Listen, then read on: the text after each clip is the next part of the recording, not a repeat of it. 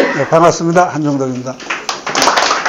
원래 경배 강의가 좀 무겁고 뭐 좀 답답한 성격도 있을 수 있는데 우리 조 대표님이 벌써 다 웃겨 놓으셨으니까 지금부터 조금 무거워도 될 것 같습니다.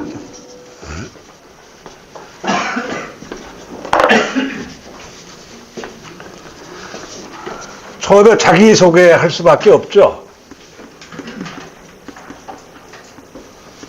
이름은 한종덕입니다.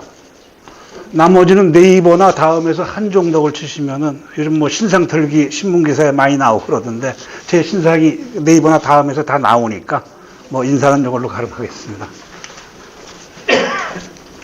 카페 다 회원님이시죠?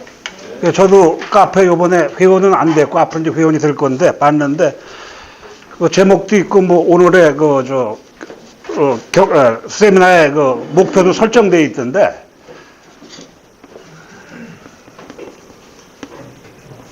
제목을 오늘 여러분들이 같이 오신 이유를 제가 정리해 보니까 지속 가능한 부동산 사무소 운영 기법 뭐 이 정도로다가 우리 조 대표님이 정리를 해 놓으신 것 같더라고요. 제가 가장 좋아하는 단어긴 한데 영어로다가 뭐 서브스텐셜 그럴 거예요. 제가 전공이 경영학이다 보니까 이 지속 가능한 이걸 엄청나게 학교에서도 많이 배웠고 요즘도 많이 생각하는데 우리나라 기업들도 아니면 이렇게 질문드리면 되겠구나. 세계 기업들 중에서 100년 넘은 게 있다 없다? 네? 있다 없다? 있다. 몇 개나 있을 것 같아요? 답은 하여튼 거의 없다. 그렇죠? 이게 지속 가능하다는 게 상당히 어려운 거죠. 저도 옛날에 부동산, 뭐 지금도 한다고 말씀드릴 수 있는데도 부동산 사무소 간판은 거의 그대로 있는데 이 안에 들어가 보면 주인이 상당히 많이 바뀌어요. 지금도 아마 그럴 거예요. 여기서 혹시 또 내놓으신 분이 있어가지고 다음 주인을 기다리시는 분이 있을지도 모르겠는데 지속 가능한, 그러니까 상당히 좀 어떻게 보면 개인들이 자본주의에서 지속 가능하게 업을 갖다가 영속적으로 한다는 건 상당히 어려운 것 같더라고요.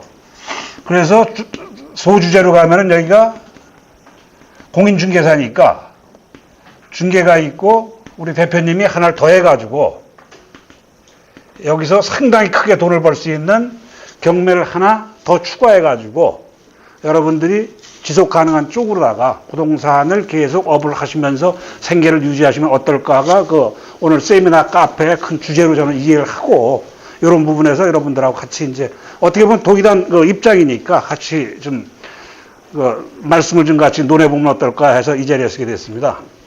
처음에 중개를 저도 해봤으니까요. 인생은 어떻게 보면은 지나고 나면은 정답을 어떻게 보면 알 수 있죠. 지나고 나면은. 근데 미리는 자기가 좋은 길을 찾아갈 수가 없기 때문에 뭐 종교도 나오고 뭐 여러 가지가 나온 것 같은데 저도 중개를 좀 한 10년 정도 하면서 제가 나름대로 지나가 보니까 주위에서 가신 분들의 예를 한 두 가지 정도 들어보면은 부동산 사무실을 운영하시면서 그 사장님이 공인중개사가 한 60평, 80평 토지를 사시더라고요. 그 다음에 거기다가 그 당시에는 지금도 빌라가 잘 있긴 있습니다만 빌라 아니면 언제가 이명박 정부 때 도시형 생활주택 요거를 건축을 해요, 이분이. 그래가지고 부동산 사무실에서 요 물건을 부부간에 사모님과 같이 분양을 합니다. 분양을 해요. 분양을 하고 나면 매매도 된 것도 있고 그러니까 매매된 거를 다시 매매하거나 아직 미분양이 됐거나 투자 목적으로 사신 분의 빌라나 도시형 생활주택을 여기서 중개를 하시더라고. 사무실 안에서. 그냥 몇 개를 해요. 이러니까 누구나 다 액티브하다 그러나 심차게 움직여주는 게 좋잖아요. 중개만 매몰되지 마시고 어떤 분이 이렇게 실제 운영하시는 거 봤을 때, 야, 나는 왜 이걸 몰랐을까? 만약 제가 다시 중개한다 그러면은 뭐 이런 시스템도 하나 괜찮을 것 같더라고요. 또 한 가지 좀 제가 나름대로 지나고 나니까, 그런대로 중개는 저렇게 하는 게 낫겠다라고 제가 보고 느낀 거는 좀 중개 점포가 좀 외져요. 외지는데 거기서 한 100, 모텔 주변인데 모텔에서 좀 떨어져 있는데, 모텔하고 그래도 가깝죠. 근데 모텔 내에 공인중개사는 아닌데, 주위에 우리 말로 그냥 자잘하다 그러죠. 그냥 편하게 쓰겠습니다. 자잘한 중개 물건에다가 여기다가 하나 무거운 물건을 찾는 거죠. 그분은 모텔에 가까우니까 모텔을 하시더라고요, 여기다. 그러니까 모텔이, 이게 자잘한, 아파트 예를 들면 아파트 단지가 상가에 있으면서 아파트 단지 내 것만 하지 말고 어떻게 보면 아파트 단지 내에도 모기 좋은 거 1번지 있죠. 아니면 저 끝에도 이때 가다 보면은 외진 쪽에 있으신 분은 아파트 중개만 생각하지 마시고 지금 그 포트폴리오, 1회 포트폴리오를 넘겨가지고 중개에다가 아주 무거운 물건, 모텔, 빌딩, 아니면 또 시행형 토지 있죠. 빌라의 시행도 있고 아파트의 시행형도 있는데 하여튼 시행 가능한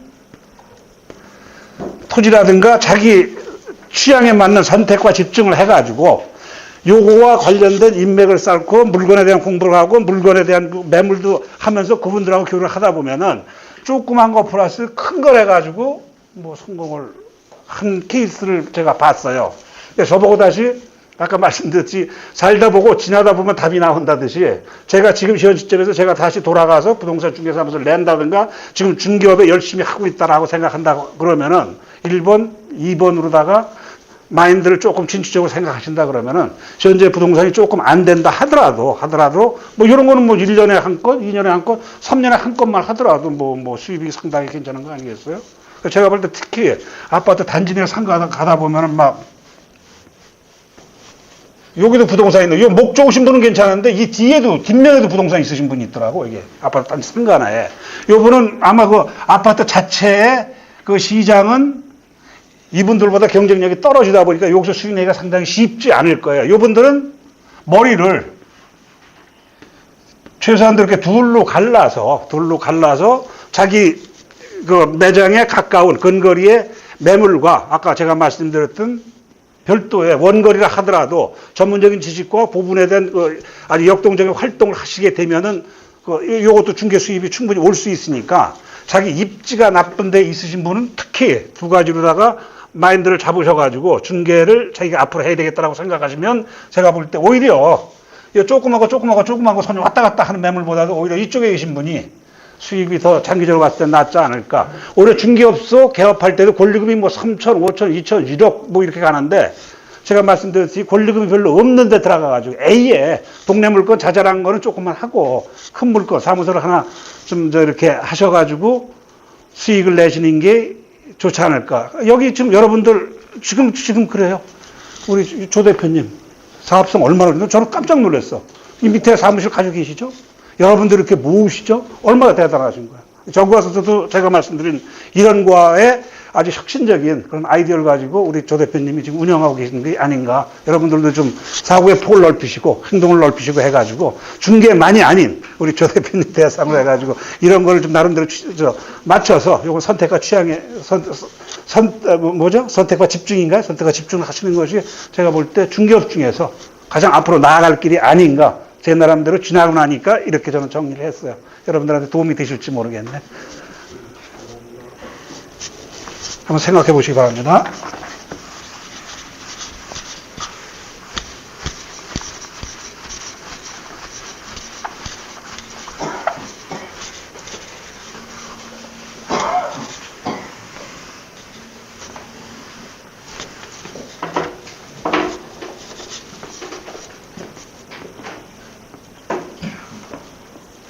사실 오늘 교육은 경매를 하자고 여러분들한테 이렇게 어려운 거로 마시게 만든 걸로 같은데 이게 제 개인적으로 중개하고 경매를 같이 한 사람 입장에서 보면은 공인중개사 교육, 시험 제도부터 저는 잘못됐다고 봐지거든요.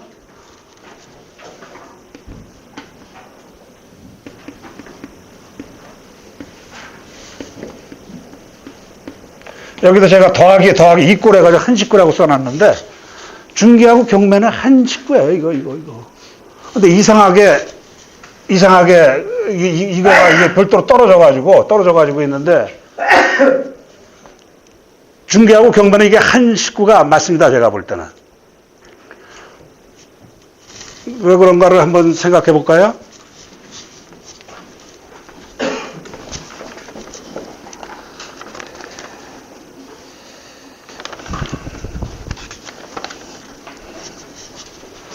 요거 들어가기 전에 한 가지만 좀 더 말씀드려 볼게요.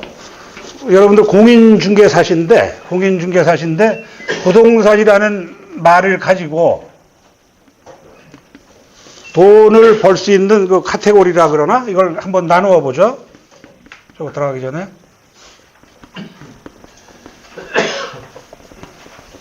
여러분들 하시는 중개는 공인중개사라는 자격을 가지고 있어야 되겠죠. 그 다음에 제가 경매가 한 식구라고 말씀드리는 경매는 처음에 이게 아마 변호사만 하도록 법이 되어 있었을 거예요. 이게 변호사만. 그러다가 변호사가 경매가 물건이 많은데 경매 물건을 변호사가 하기에는 뭐 돈 수익도 많고 더 좋은 수익이 있으니까 지금은 다릅니다만 옛날에는 변호사가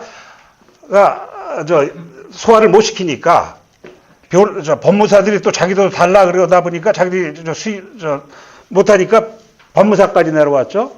그리고 요즘 여러분들한테 매수 신청 대리 교육을 받고서 또 협회에서 상당히 노력을 한 것 같은데 이거는 매수 신청 교육을 받은 공인중개사 이렇게 셋만 할 수가 있죠. 그 다음에 아까 제가 말씀드렸던 부동산을 통해서 우리 주변에 돈벌이가 되는 것 중에서 분양이 있죠. 분양. 이거는 뭐 아무나 할 수 있죠. 여러분도 할 수 있고 자격증 없는 사람도 할 수 있고.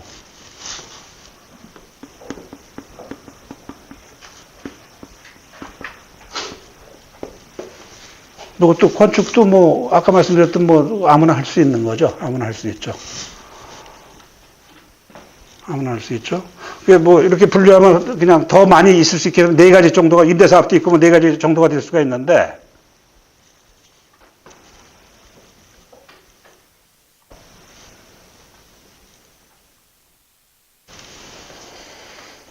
조금 그 메시지적인 거를 말씀드려도 되겠죠. 뭐 지식적인 것보다도 메시지적인 거. 공인중개사가 중개하고 경매를 할 수 있잖아요. 그런데 우리 공인중개사들이 떡 줘서 개 준다 그러나? 지금 여러분들이 상당히 중요한 일을 하면서 한 결과를 남들한테 뺏기는 부분이 있어요. 뺏기는 부분이. 즉, 여러분들 가장 하시는 일 중에서 가장 중요한 게 뭐예요?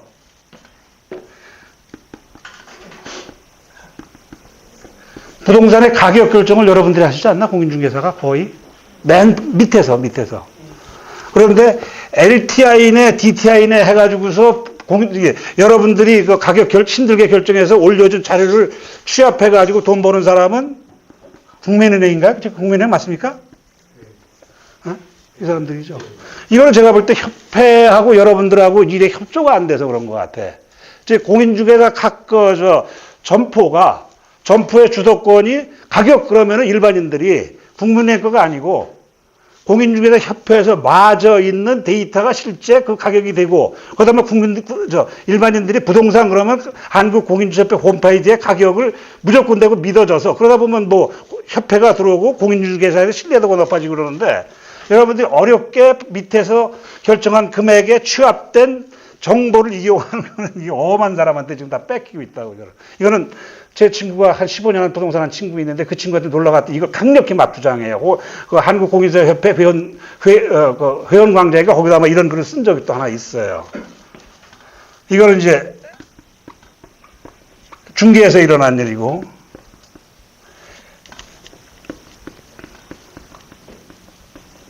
경매에서는 어떤 일이 일어나느냐.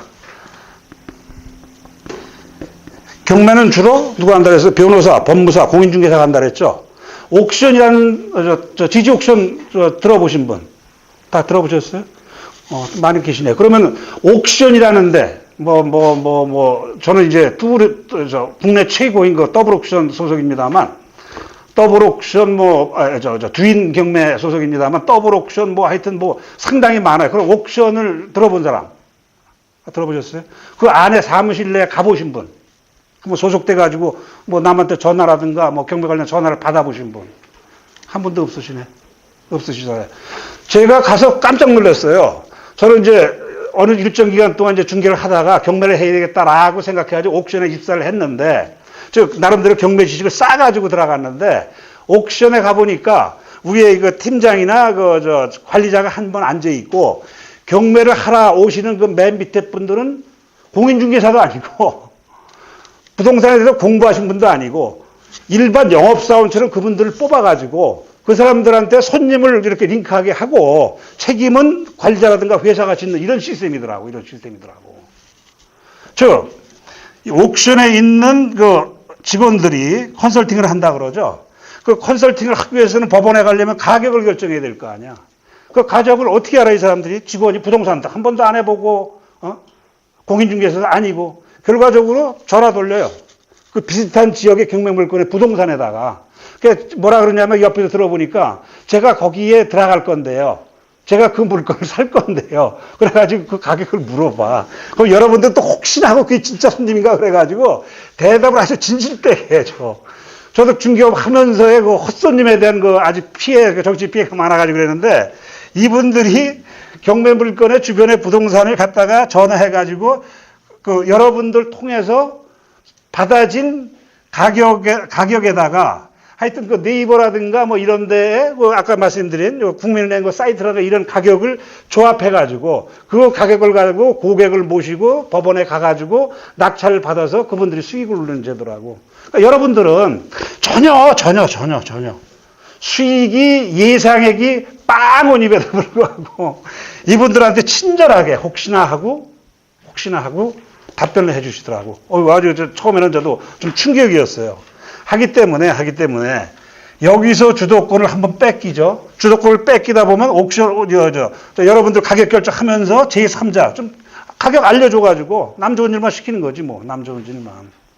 그렇기 때문에 공인중개사 분들이 지금 네오비에서 많이 여러분들 맞이는데 이런 단합된 힘에 의한 최초의 가격 결정자인 여러분들의 힘이 우리 국민들한테 우리들이 다 결정권자다라는 인식이 점차적으로 힘을 합쳐가지고 밖으로 여러 가지 언론이라든가 이런 걸 통해서 비춰져가지고 공인중개사가 부동산에서는 넘버원이다라는 그 단체적인 힘에 의한 영향력이 좀 비춰질 때 공인중개사의 위신도 올라가고 뭐 여러 가지 여러분들이 사회적으로나 뭐 가정적으로나 좀 높아지지 않을까 하는 생각이 들어요. 여기서 한 가지만 더 말씀드려볼게요. 이런 얘기 많이 들으시잖아. 저는 실무에서 깜짝 놀랐고 경매 받을 때 우리 동네 아파트를 낙찰 받으려면 시세보다 더 비싸. 그래요, 안 그래요? 낙찰가 한 번도 안 보시나 이거 홈페이지? 그렇죠. 왜 그래? 왜 그래? 가격이 계속 상승하니까. 상승하니까. 네, 외형적인 이유를 그렇게 설명할 수 있는데 제 나름대로 좀 왜 그럴까라고 좀 한번 깊이 있게 생각해 보면은 아까 말씀드렸듯이 주도권을 일반 국민들한테 중개든 경매든 가격 결정은 여러분이다라는 것이 아직 인식이 안 돼서 그래요. 이유 중에 하나가. 저 무슨 얘기냐면 실무에서 매수 신청을 저도 하지만 그분들이 경매를 하다가 못하는 게 아니고 안 하지. 안 하는 이유는 맨날 가봐야 2등 내지 3등을 하거든. 1등을 해야 돈벌이가 되는데. 왜 그러냐? 공인중개사 여러분들 시세를 알잖아. 그 고객한테 시세보다 높게는 낙찰가를 쓰라고 얘기를 못 하실 거 아니에요. 그러니까 맨날 쫓아가다 2, 3등을 해. 두세 번 가다 보면 에이 뭐 이래라고 얘기를 한다고. 그러니까 제가 말씀드렸듯이 경매에서 공인중개사분들이 주도권을 다 잡아가지고 경매 그러면은 공인중개사 사무실을 찾아가야 제대로 된 가격에 낙찰을 받는다는 국민적인 인식이 된다 그러면은 낙찰가도 떨어지죠. 제가 아는 시세보다도 더 높게 고객을 어떻게 써. 그러니까 공인중개사 여러분들끼리 경쟁을 하면은 낙찰가가 좀 떨어질 수가 있는데 이 외적인 사람 아무것도 잘 몰라요. 그냥 해가지고 1등만 해야 되니까 가격을 자꾸 높이니까 공인중개사는 양심 때문에 그 가격을 못 쓰게 되니까 맨날 2, 3등을 한다고. 그러니까 여러분들 제가 아까 중개하고 경매하고 플러스라는 얘기가 공인중개사가 중개하고 경매의 주도권을 줘가지고 국민들이 부동산 사무실을 찾아가면은 경매에서 뒷박이라 그러죠. 뒷박 맞는 그러한 그 가격에 낙찰이 안 된다라는 인식을 여러분들이 각자가 다 경매를 좀 사무실에다가 좀 적으셔가지고 하셔야만이 경매 그러면 지금은 뭐 변호사, 법무사, 공인 이러는데 이것이 이쪽으로다가 관심을 끌어줘야 되지 않을까 하는 개인적인 생각이 좀 들더라고요. 한번 그러면 여기서 한번 따져봅시다.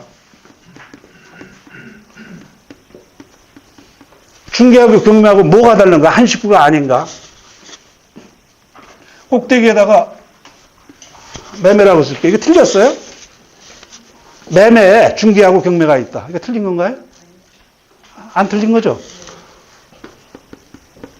중개는 공인중개사가 가운데 있어가지고 매도인, 매수인, 매매 아니에요? 맞죠? 공인중개사 가운데 있어가지고 매도인하고 매수인하고 맞춰가지고 공인중개사가 가격을 정해주잖아요. 경매 한번 봅시다. 집 파는 사람 있잖아. 여하튼 팔잖아. 어? 빚을 져서 팔잖아. 매도인하고 칭할게요. 영어 좀 한자를 쓰려고 했더니 안 나오네.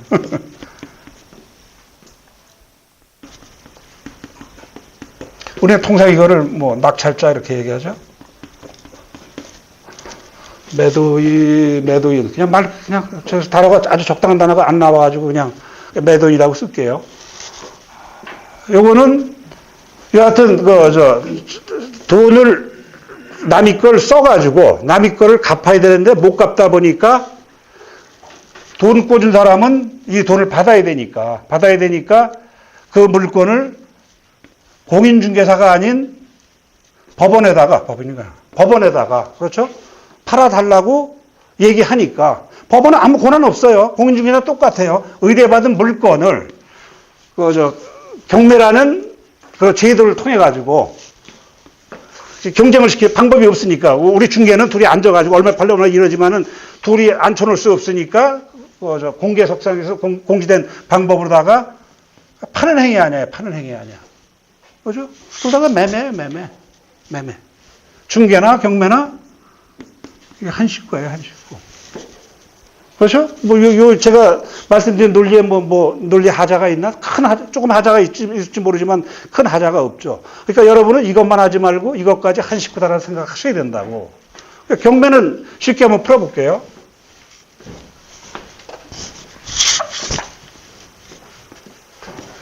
뭐가 쉬운가라고 생각을 해보니까 나무를 그리면 좀 쉬운 것 같더라고.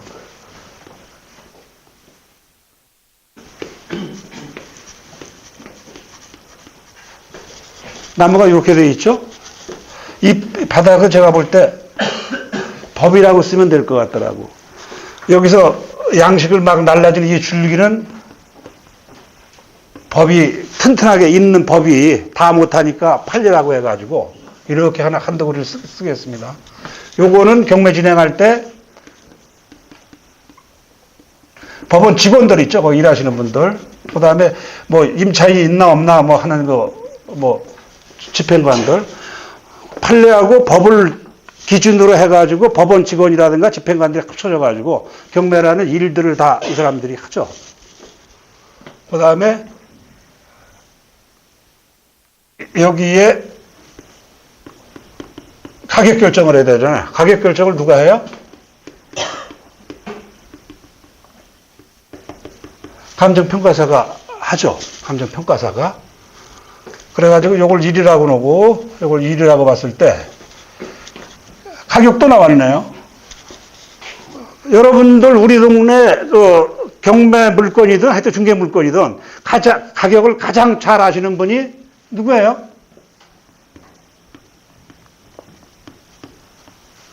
공인중개사 여러분들 아니에요?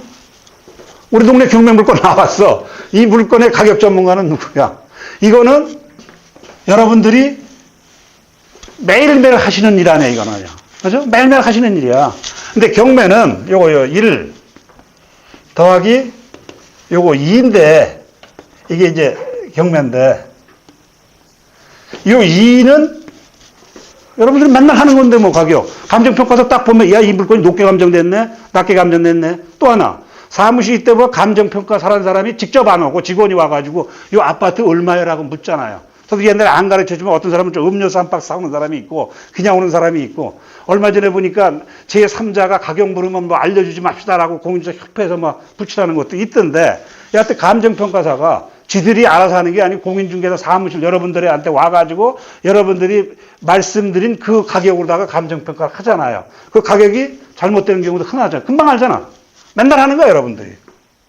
그러면은 남아있는 거는 법하고 판례인데 요 1번만 여러분들이 숙독하시면은 오히려 이거의 전문가고 오히려 저 감정평가사라든가 아까 제가 말씀드린 옥션에서 전화 올 때 거짓말로 전화 알려줘가지고 뭐 나쁜 말입니다만 뭐 사회가 또 어떻게 보면 그런 거죠. 나쁜 말로 가르쳐가지고 경매 물건을 우리 줄에 옆에 있는 거를 가격을 혼돈시켜서 여러분들이 직접 낙찰 받으시든가 시세를 아니까 낙찰 받으시든가 아니면 고객들한테 컨설팅을 하시든가 하면 되잖아요. 근데 요거를 못 넘어 요거를.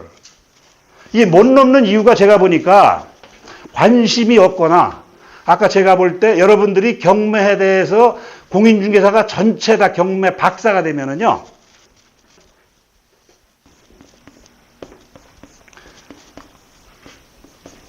이 사람들 일거리가 줄어요.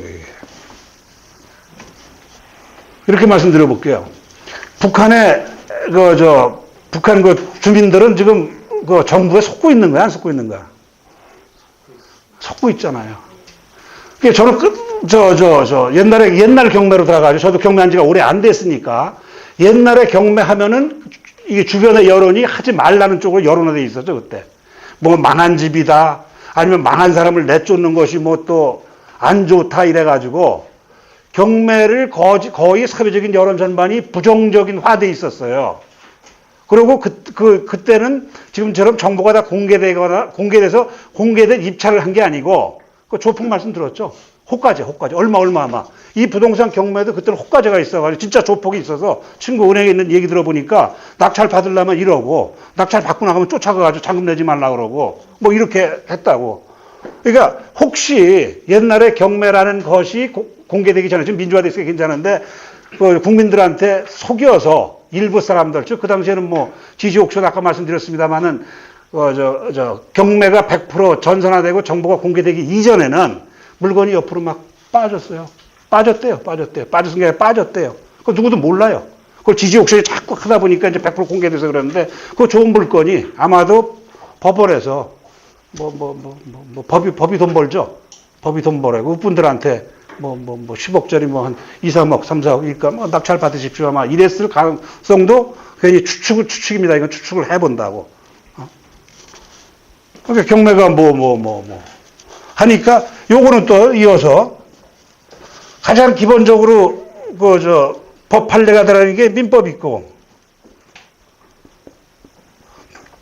주상임대차법 주임법이 있고 상가건물 임대차 보호법이 있고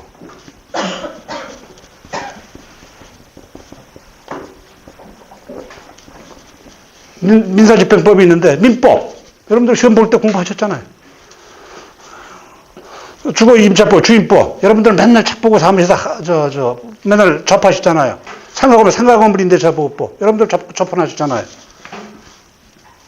이거는 이미 여러분들 다 숙지되어 있는 거 아니에요, 거의? 대신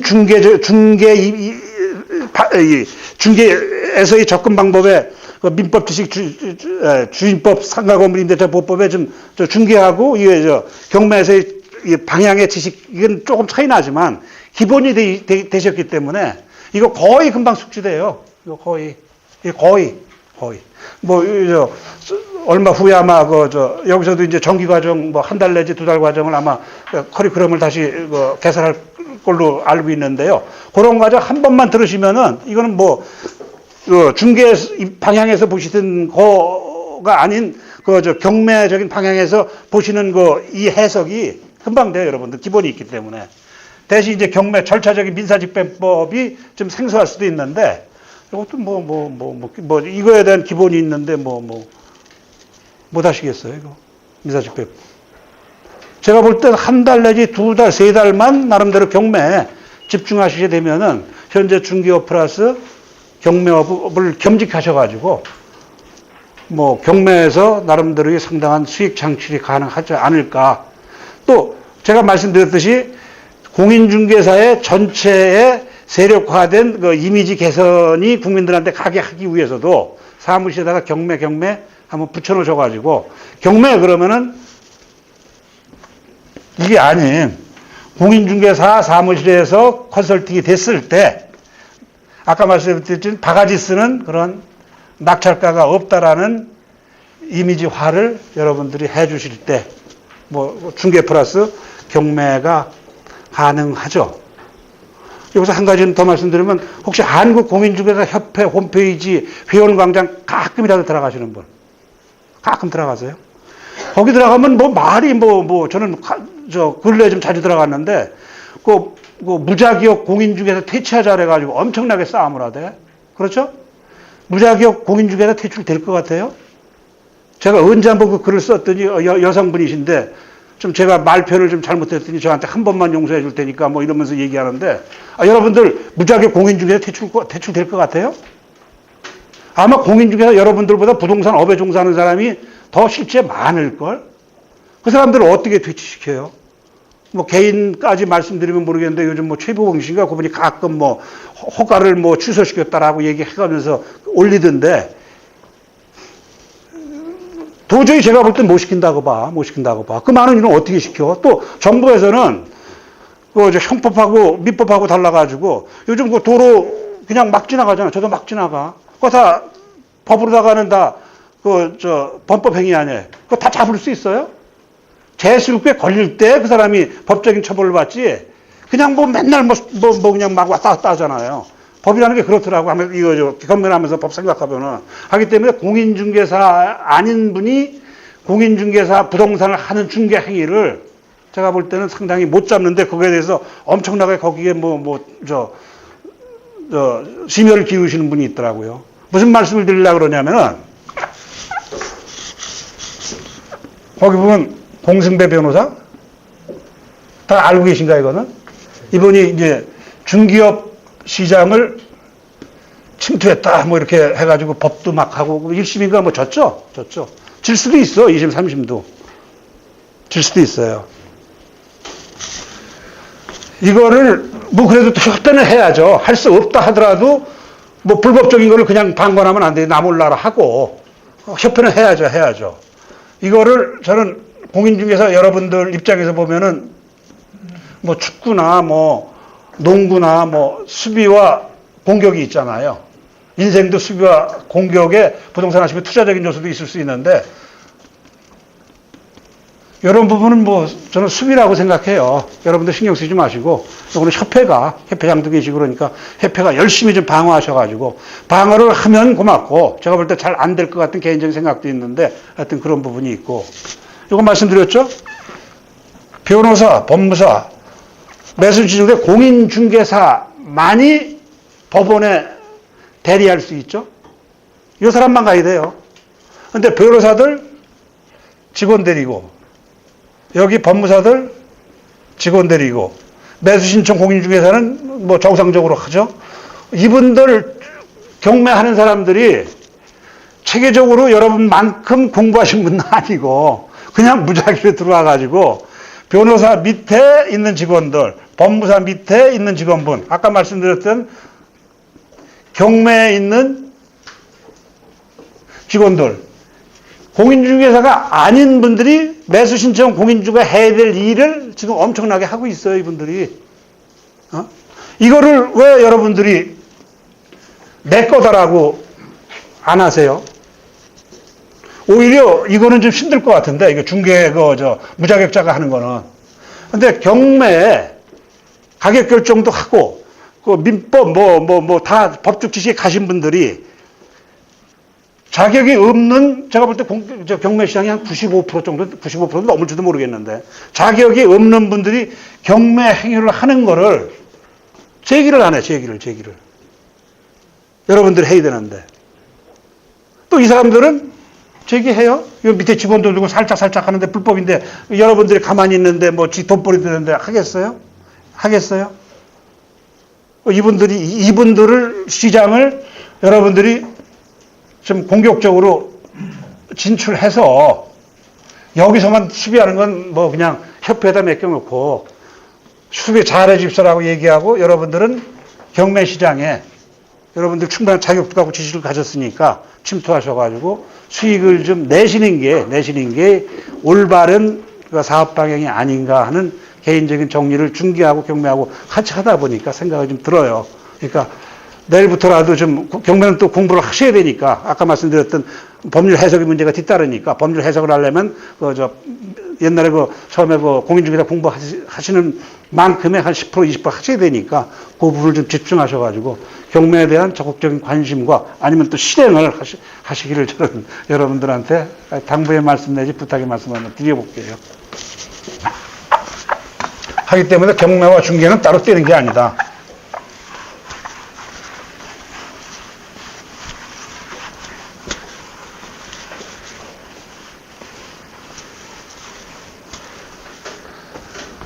왜 따로 떼는 게 아닌가 한번 사례를 한번 볼까요?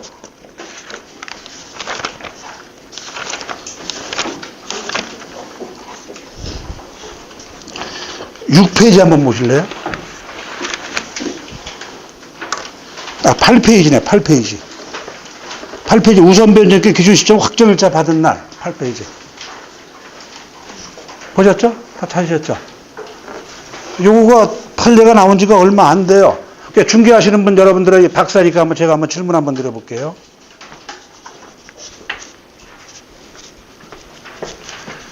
보통 계약금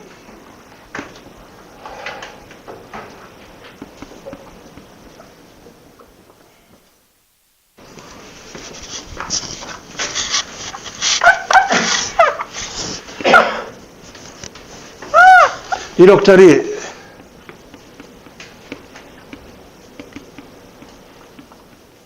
임대차 계약을 합니다. 경매는 매매하고는 좀 아까 말씀드린 하지만 법률적인 문제는 임대차 계약하고 좀 많이 이렇게 일관성이 있죠. 이거 잘못하면은 저거 하는 거 1,000만 원을 냈어요.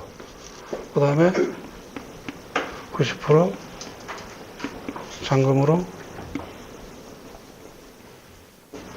9천만 원 냈어요. 근데 요 계약금 1,000만 원만 내고 계약금 1,000만 원만 낸 상태에서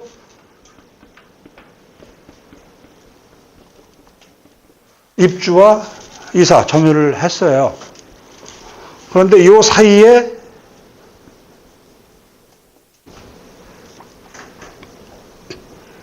일반적인 전세 계약이 아니고 전세권 계약, 등기부등본에 등기하는 전세권 계약을 치렀어요. 그런데 이 사람이 집을 팔았어. 그러다가 B한테 이제 소유권이 넘어왔죠.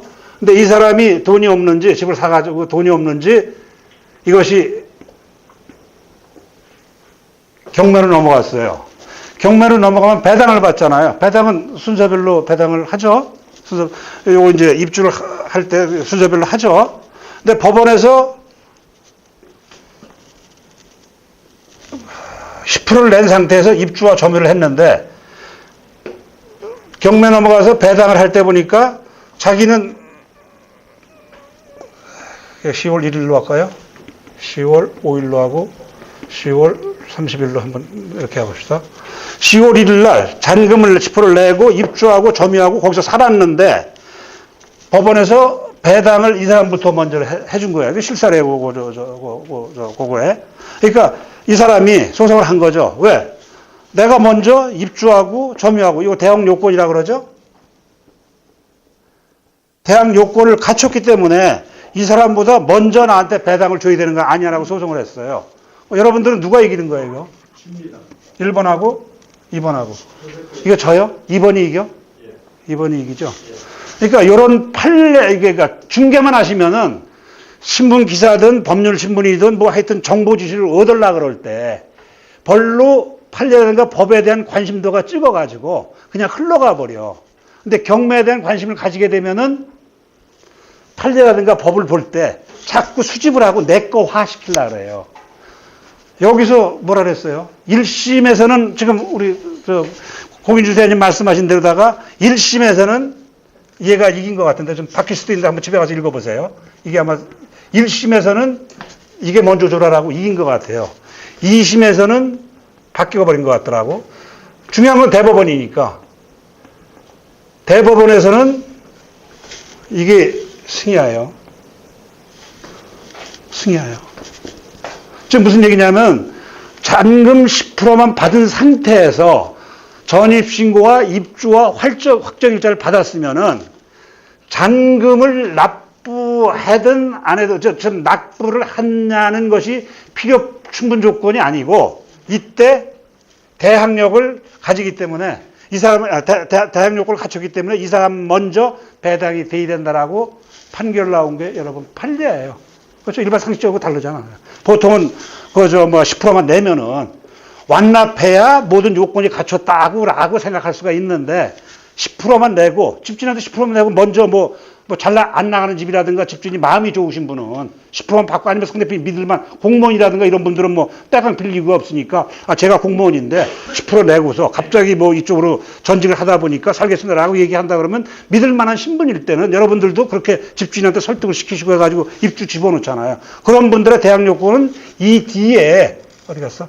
잔금 납부할 때에 권리가 생기는 게 아니고 10%만 납부했다 하더라도 이때 권리가 생긴다라고 대부분 판례가 나왔어요.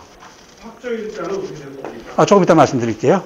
그렇죠? 무슨 얘기인지 아시겠죠? 이거 중요한 거예요, 이게. 그러니까 이거를 다시 넘어가 보자고. 이것도 다가구인데, 다가구 주택 임대차 계약서 쓸 때 상당히 좀 무섭잖아요. 저는 솔직히, 마음이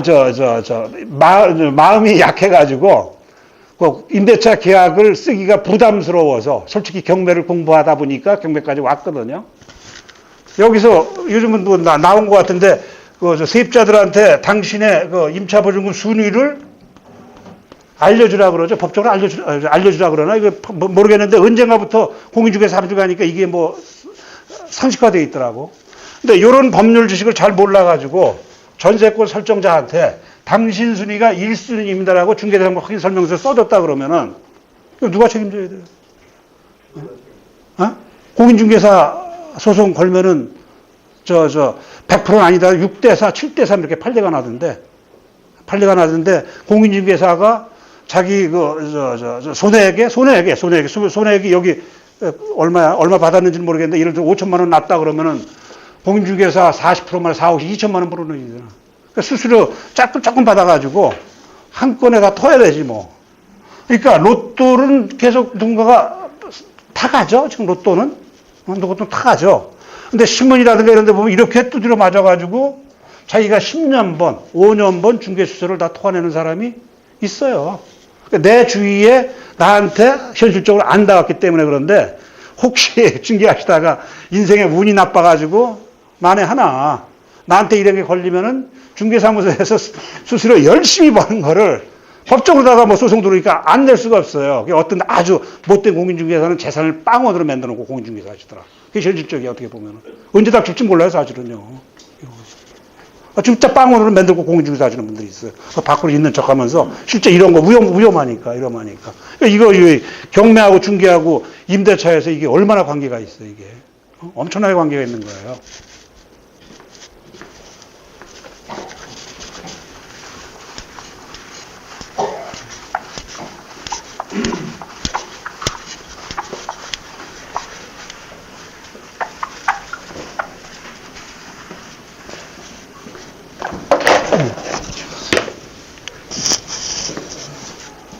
이해되셨죠? 우선 번째권 기준 시점 확정일자 받은 날 이렇게 돼 있죠? 아까 저 확정일자 물어보셨죠? 이거 정리가 경매 안 하면 막 혼돈되시더라. 저도 사실 이거 이해하려고 처음에 경매하면서 엄청나게 시간 많이 걸렸어요.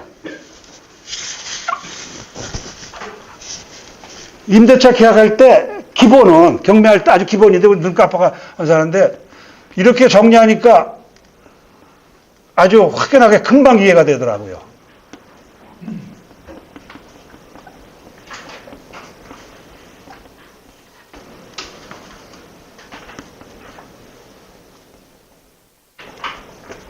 임차인의 종류 그러면은 뭐 경매에서 논하라 그러면은 선순위 임차인, 후순위 임차인, 소액 임차인 세 가지로다가 정리를 하면 뭐 아주 금방 해결되던데 그 전에 확정일자를 말씀드려야 되겠네.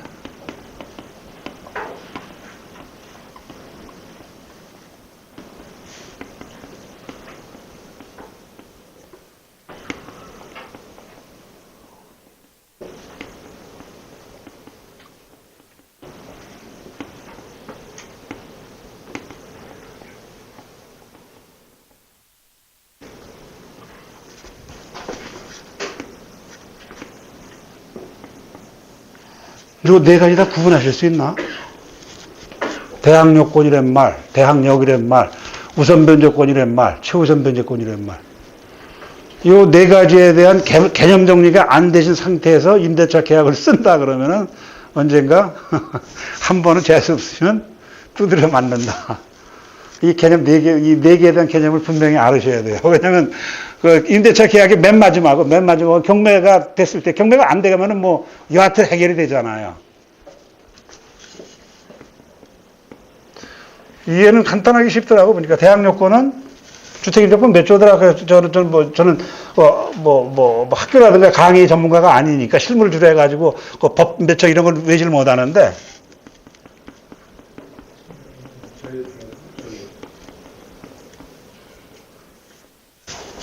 대항요건은 부동산 쓰면은 전입신고 하라 그러죠. 동사무소하고.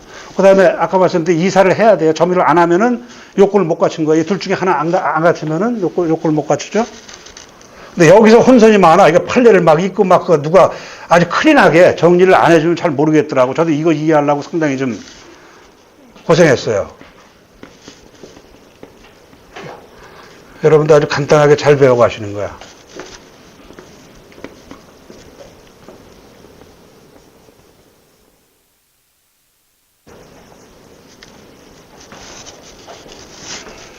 대항력 그러잖아요. 대항력이 뭐야? 누구한테 싸움에서 이긴다는 얘기겠지 뭐. 대항요건을 경매 개시결정 기입등기, 요 말은 아세요? 경매 개시결정 기입등기? 요거보다 먼저 갖추면은 A라는 사람이 경매를 넘어가가지고 B라는 사람으로 소유권이 바뀌었다 하더라도 옛날 집주인이 아닌 낙찰받은 사람한테 돈을 달라고 할 수 있어요, 이 사람은. 막강한 거지, 뭐, 그러니까. 그러려면 그 경매 개시결정 가장 흔한 게 이제 대표적인 게 저당권인데 집에 등기부등본에 아무것도 없는 상태에서 먼저 전입을 하면은 이게 그다음에 저당권이 있다면 이 사람 때문에 경매가 들어가는 거니까 무조건 되고 빠질 수가 있잖아, 이게. 근데 요즘 실무에서 하다 보면 부동산 투자가 많아가지고 집 간혹 있습니다만 그 저당권 남한테 빌린 거 하나도 없는 집이 그렇게 흔치 않잖아요. 하여튼 그런 집에 전입신고를 먼저 하면은 대항력이 있어가지고 그 사람들은 보증금을 뜯길 이유가 하나도 없는 사람들. 그 개념이 대항력이죠. 그 다음에 우선변제권.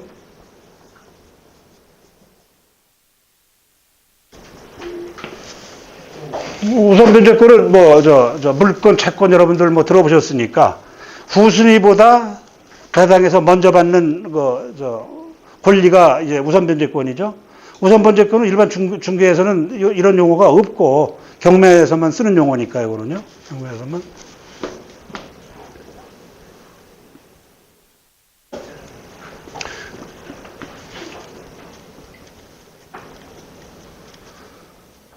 아마 공인중개사분들도 그러신 것 같아. 요즘 어디 가서 물으면은 확정일자라는 말이 가장 중요한 것처럼 일반인도 확정일자 이러더라고요. 근데 확정일자는 사실 중요하지만 아주 중요한 건, 최고 100% 중요한 건 아니다. 제가 경매로 넘어갔을 때 법원에다가 내 임차 버리고 돈 달라고 신청하는 자격 이외에 아무것도 없잖아요. 그렇죠? 이거 아시나? 이거 확정일자가 그거예요. 근데 확정일자가 만병 통치처럼 대화되고 우리 중개사님도 경매 공부 안 하신 분들은 확정일자 이러는데 아까 말씀드렸던 대항력을 갖춘 사람은 확정일자를 안 받아도 즉 경매로 넘어갔을 때 돈을 받는 방법은 법원에서 받는 배당의 형식이 하나가 있고 사료 낙찰 받은 사람한테 받는 방법 둘 중에 아무나 받으면 되잖아요. 그러니까 대항력이 있는 사람은 확정일자가 없어도 관계없죠, 뭐. 법원에다가 돈을 달라는 권리가 확정일자인데 그 권리가 없어가지고 법원에다가 경매 넘어갔을 때 돈 달라고 안 하는 게 아니고 못 하는 거죠. 못할 경우라 하더라도 낙찰받은 사람한테 받을 수 있으니까 이 사람한테는 구집이 확정일자가 필요가 없죠. 이거 뭐 없어요. 이 정도 없어요. 또 그 다음에 이건 뭐 금방 아시죠? 최우선 변제권. 최우선 변제권도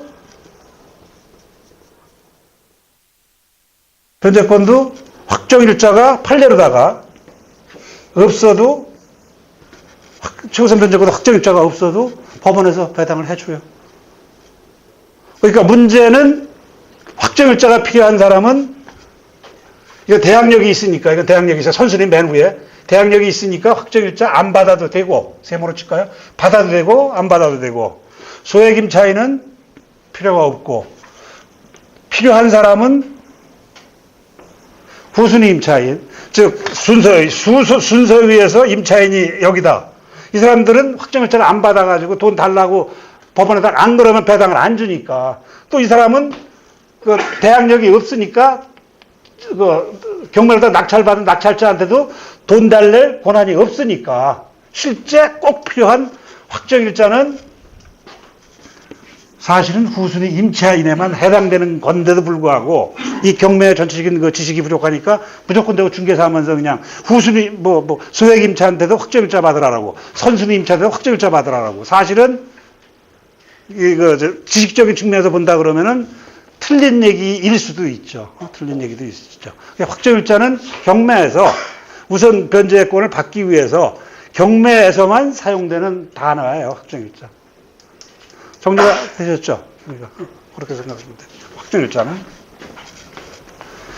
그래서 여기 예 하나 좀 들어볼게요. 웃기는 것들 많아요. 경매하다 보면. 뭐 아까 제가 말씀드렸죠. 살아보면 정답을 안다고 경매를 하다 보면 중개사무소 우리 사장님들이 잘못 써가지고 그 일반 시민들이 본의 아닌 피해를 보는 경우가 계약서 때문에 좀 있어요.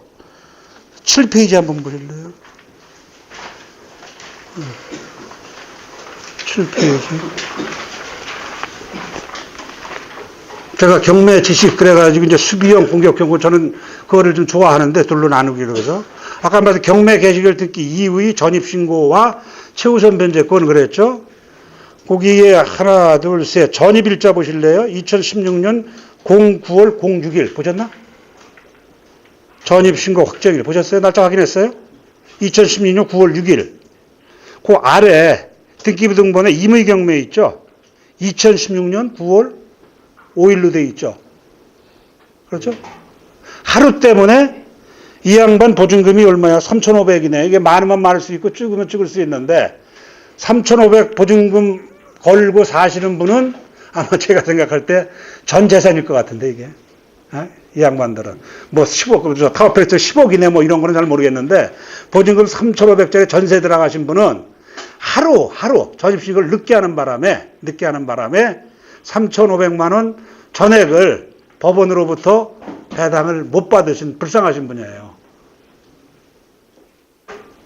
그러니까 이렇게 한번 얘기를 한번 나눠볼게요. 저도 중개업 하면서 중개사무 확인 설명서를 쓰라 그러더라고. 쭉 보니까 뭐 남양, 북한 학교와의 거리 뭐 이런 것만 있어가지고 저 솔직히 안 썼어요.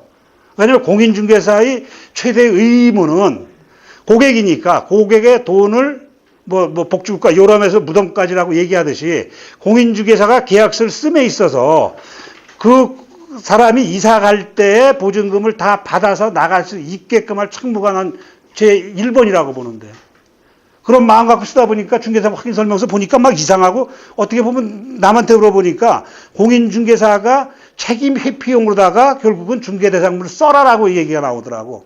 그러니까 저는 자존심 때문에 못 쓰겠더라고. 막 바쁘고 그래서 안 썼더니 한 놈한테 걸렸어.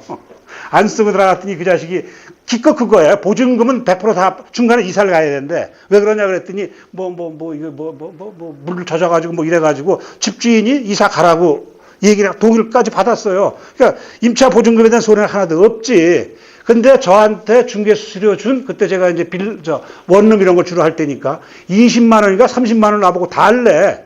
나 못 줘. 그랬더니 중개대상물 확인 설명서 안 쓰셨잖아 이러더라고. 그럼 물고 늘어지더라고. 그랬더니 그놈아가 내가 못 준다. 네 마음대로 해. 그랬지. 저도 이제 자존심이 있으니까.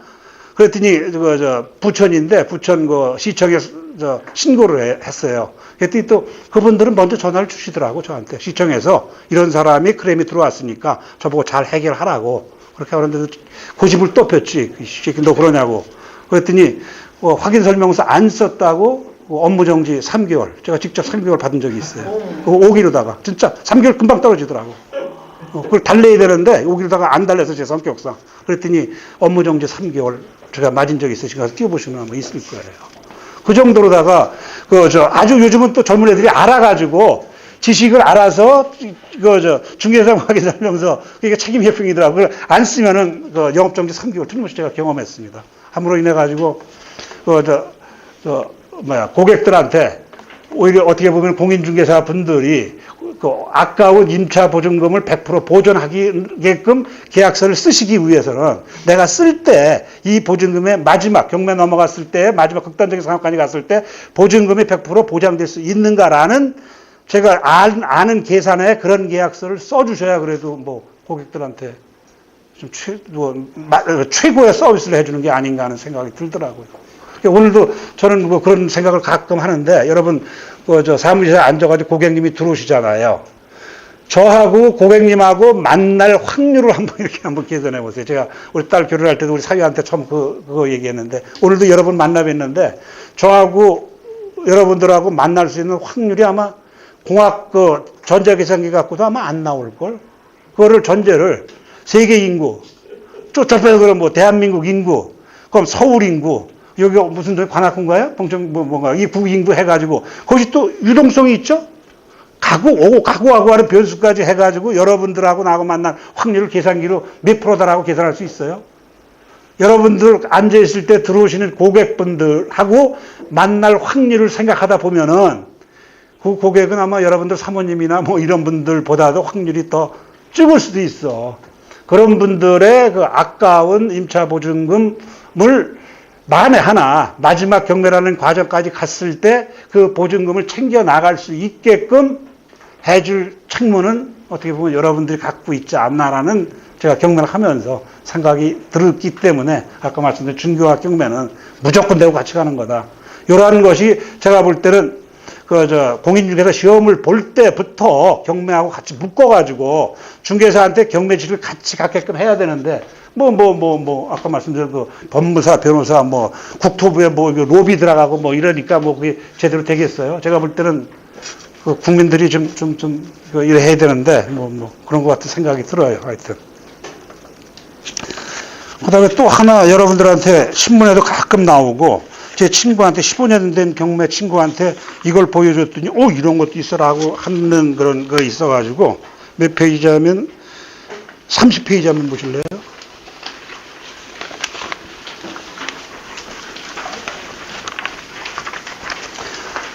요 양식 한번 보신 적 있어요? 또 아니면 직접 활용하시는 분 계신가? 혹시나 해가지고 제가 좀 적어왔는데 경매하고 아까 말씀드린 임차 보증금 보호 관련해가지고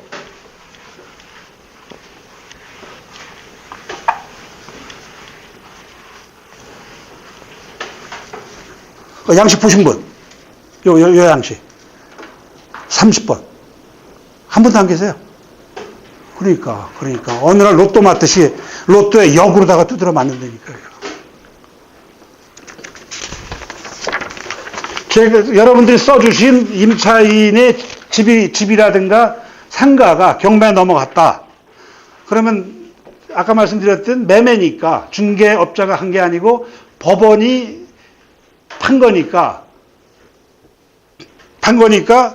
그 판 돈을 가지고 채권자들한테 돈을 나눠주는데 그 나눠주는 순서가 있잖아요. 순서가 경매하는 데 들어가는 비용, 그 다음에 아까 말씀드렸진 최우선 변제금, 또 근로기준법에 의한 임금 채권, 이것도 꼭대기로 막 올라가죠. 순위 무시하고. 그 다음에 당해세 많이 들어보셨죠? 이런 거 당해세도 막 뛰어 올라가죠, 그냥.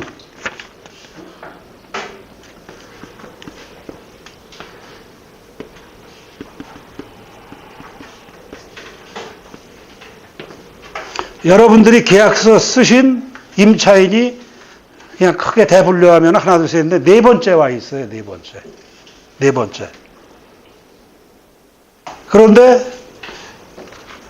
저 사업을 하시는 그 집주인, 그것도 집주인들 잘 봐야 돼. 공무원이라는 거 괜찮은데 사업하시는 분들 돈이 딸려가지고 세금을 안 냈는데 이것이 등기부등본에 기재가 안 되고 전혀 모르잖아요. 누구도 몰라. 등기부등본 또 괜찮다라고 여러분들이 그냥 썼다가 나중에 경매에 넘어가다 보니까 세금이 밀린 세금, 당해세가 있고 뭐 여러 세금이 있어가지고 뭐 대항력이 있다. 아까 말씀드린 선순위 임차인 껴그러다가 아무것도 없어. 저당권 아무것도 없어. 그러고서 자신 있게 썼는데도 불구하고 세금을 이 양반이 안 내다 보니까 세금이 꼭대기로 올라가가지고 임금채권하고 같이 설명드려야 되겠다. 임금채권 깍지기 올라가가지고 이 양반이 보증금을 전에 못 받는 경우도 있잖아요. 못 받는 경우. 이런 것 때문에 정부에서 조세에 관계된 거는 이러한 양식으로다가 세무서에 가서 혹시 집주인이 밀린 게 있냐라고 신청을 하면은 요것을 저 세무서에서 주게끔 돼 있다고. 단지 이제 집주인이 도장을 찍어야지. 아직도. 그 당해세는 그 해당 부동산에 관련된 세액만 말하는 거 아닌가요? 응? 당했어요. 물론 그렇죠. 그래서 제가 요 당해세 금액이 찍을 수도 있어가지고 임금채권까지 제가 그래서 묶은 거예요. 임금채권도 안 나타나거든, 사업하는 사람이. 그래서 이렇게 묶어서 설명하다 그 생각이 들어가지고 이렇게 묶어서 설명드리고. 그러니까 임차인이 여러분들 계약서 쓰실 때 등기부 등본 봐가지고 임차 보증금의 거의 100%에 가까운 금액을 경매를 넘어가도 받을 수 있을 거다라고 생각했는데 제도적으로 이렇게 하라라고 하도 11번이니까 정부에서 이렇게 제도를 만들었음에도 불구하고 공인중개사분들이 뭐 전혀 본 적도 없다라니까 이거 뭐 황당한 거 아니에요. 그러니까 이런 것도 있으니까 공부를 좀 하셔가지고 중개와 경매는 같이 가니까 이런 거 해가지고서 당장 내일부터라도 경매에 상당한 관심을 가지셔야 임대차 계약 쓸 때 로또의 역요또를 맞아가지고 상당 금액을 토해내시는 일이 없으시려면은 계속 관심을 가지시라. 중개하고 경매는 뭐 투트랙이 아니고 같은 식구다라는 걸 말씀을 드리려고 이제 메시지적인 측면이죠. 뭐 자세히 들어가면 뭐 많은데 메시지적으로 그렇게 이해를 하시면 좋겠다는 생각이 들어가지고.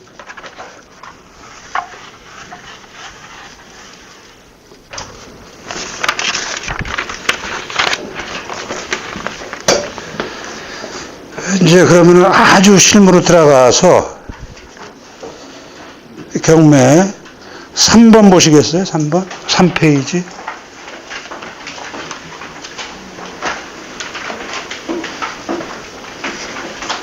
경매 정보는 어디서 나와요?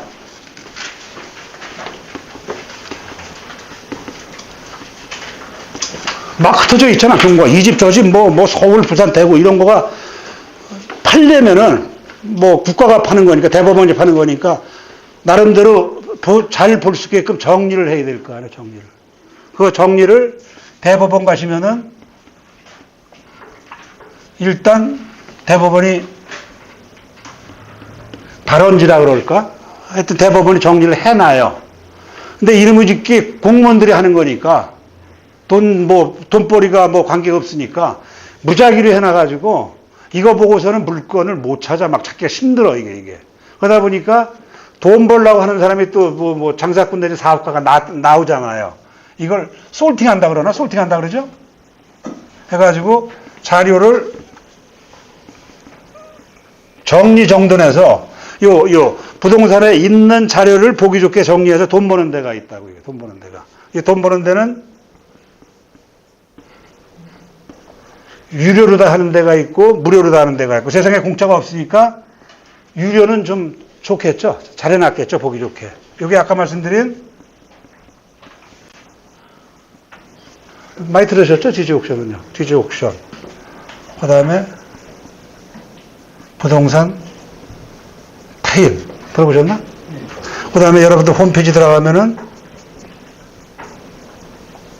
구독션. 그죠? 우리 한국공인사에 들어가면 구독션 이때 보니까 돈을 받는지 안 받는지 모르겠는데. 그 다음에, 협회가 받는 게 아니고요. 그러면. 여기에 받는다고?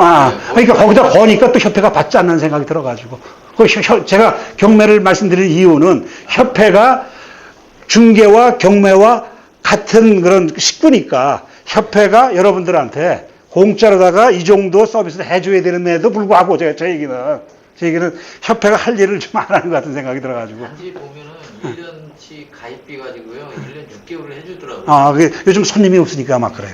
여하튼 스피드 옥션. 뭐 이런 뭐 여기 저 조그만 업체 한국 부동산 뭐 경매 정보 있고 아주 뭐 한국 경매도 있고 좀 많이 있어요. 근데 대표적인 게 뭐 요 정도죠. 그다음에 유료가 있고. 근데 여기서 먼저 설명을 드릴게요. 저도 유료를 경매 처음 뵐 때 뭐 1년에 우리 때는 뭐 240, 뭐 180, 160, 1년 내비가 이랬었죠. 그걸 주고서 처음에는 볼 수밖에 없더라고. 근데 지금은 여러분도 마찬가지야. 2, 3개월, 6개월만 하면은 돈 주고 볼 필요가 없어요. 오히려 경매 강의 20만 원, 30만 원, 50만 원 하는 경매 강의 한 번만 들으면은 연회비 주고 제 개인적인 생각이에요. 필요 없어요. 무료. 제가 몸담고 있는 우리 여러분들 네오비하고 어떻게 보면 업무 협약이 되는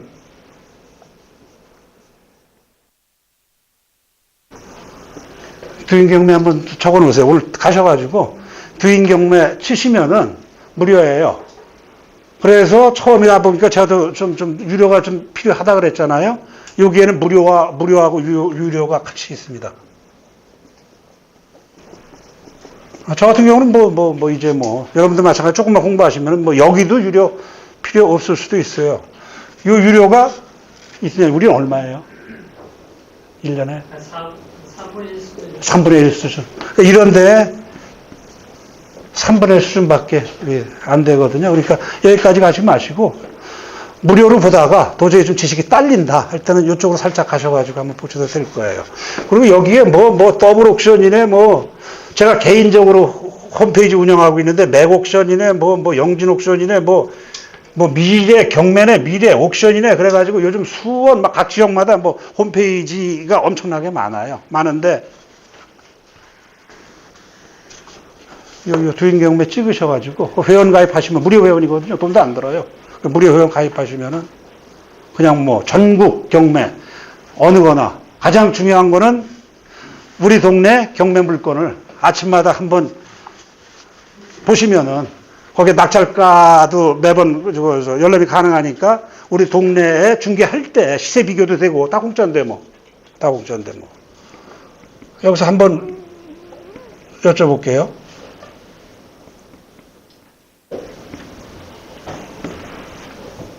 전국구, 지역구, 어디서 많이 들어봤죠? 옛날에 제가 몸담았던 데인데.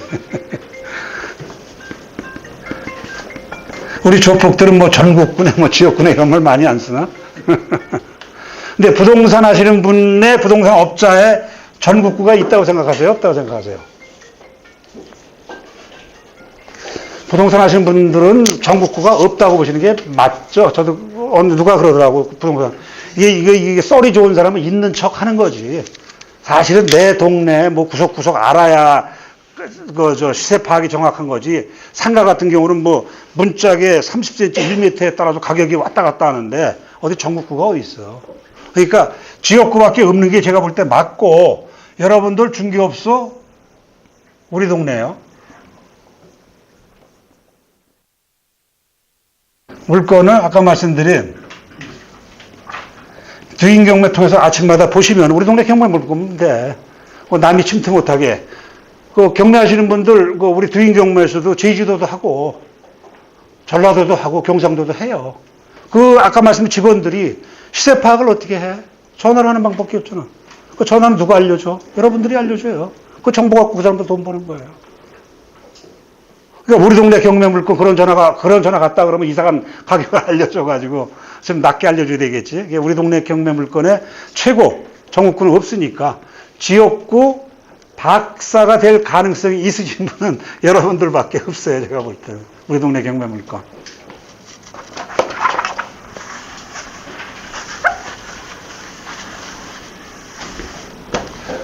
그렇죠? 그렇게 해서 조금 쉬었다가 그다음에 좀 메시적인 얘기만 간 것 같은데 요 순서별로다가 경매 지식 좀 남바링 해가지고 좀 한번 남아주세요.